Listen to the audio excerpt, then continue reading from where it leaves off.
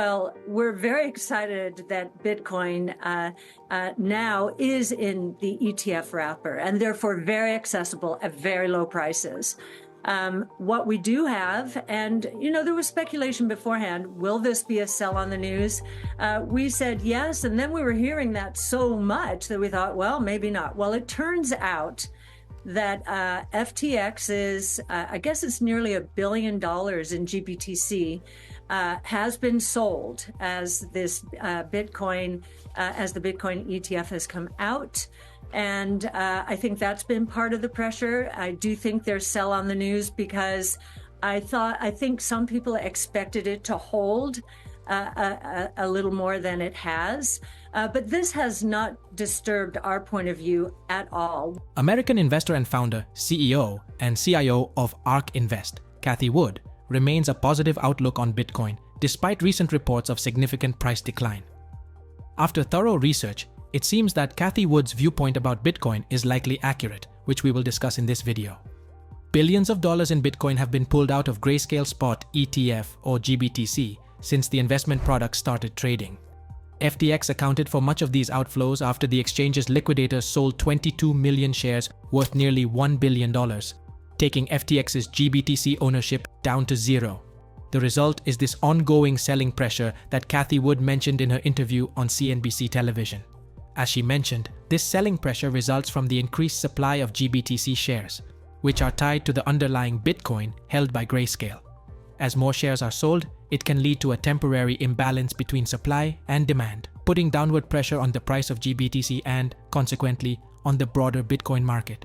In the past hours, Bitcoin witnessed a decrease, dropping below the $40,000 mark following nearly 4 days of staying close to it. But in the midst of short-term market fluctuations, Wood maintains that Bitcoin's significance as a transformative financial asset will persist over time.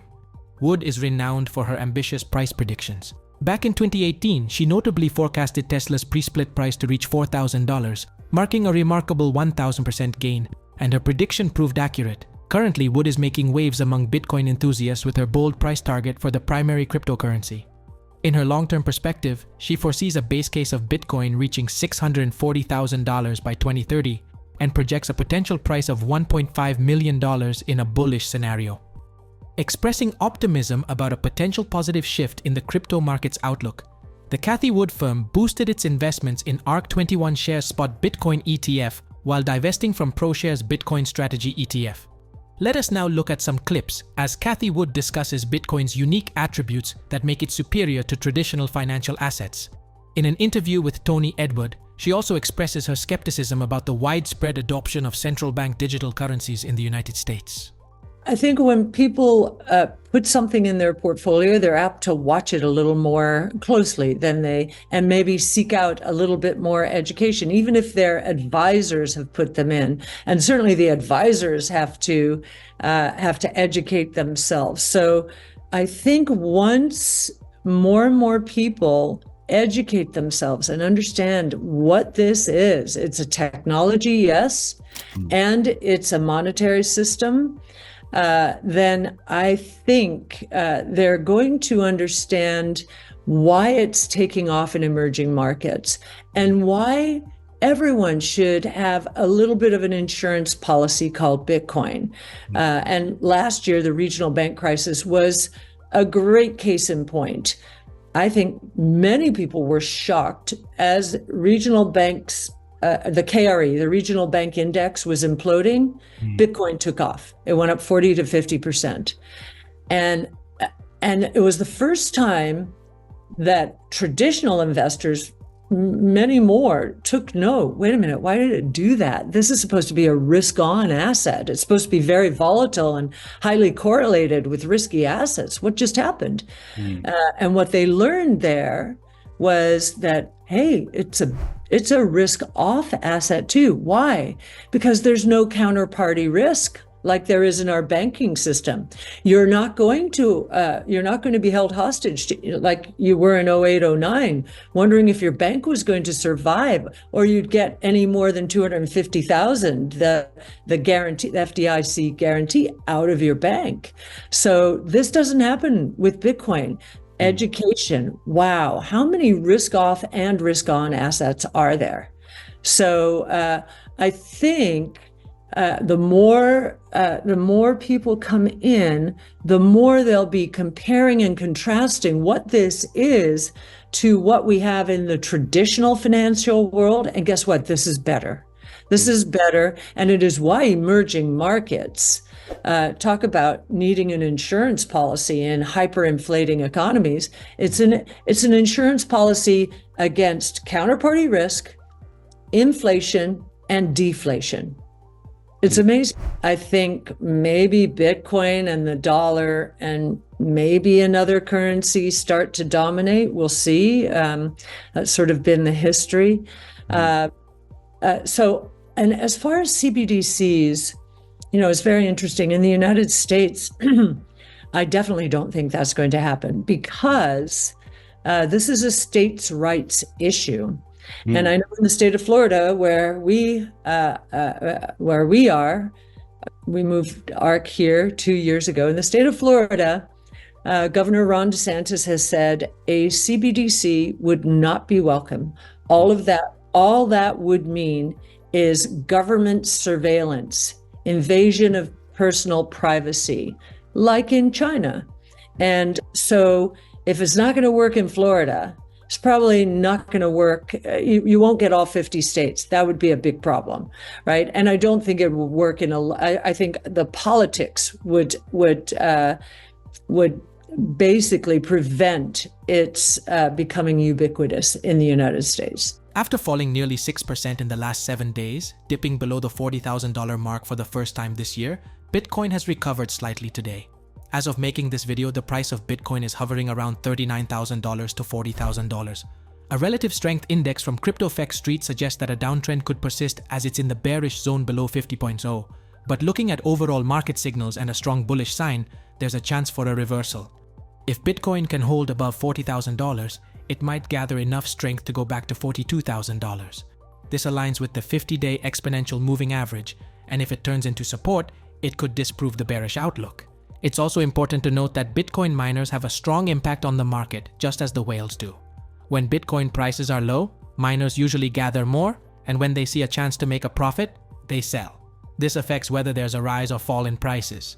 Recently, even though there were both more and less Bitcoin coming in and out, miners have gathered 6,562 BTC in total, adding $264 million to their reserves, which now total 1.834 million BTC.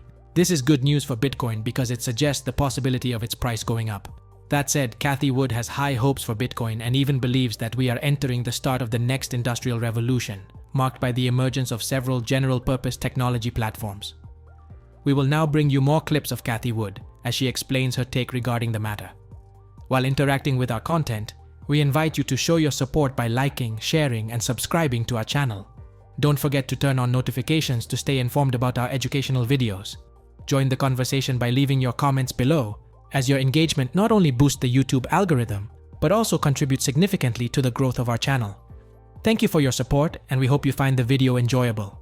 Without a doubt. And one of the things we're saying is we have not seen this many general purpose technology platforms, innovation platforms, evolve since that period of time. And you're right, the three major ones back then, telephone, electricity, internal combustion engine / automobiles.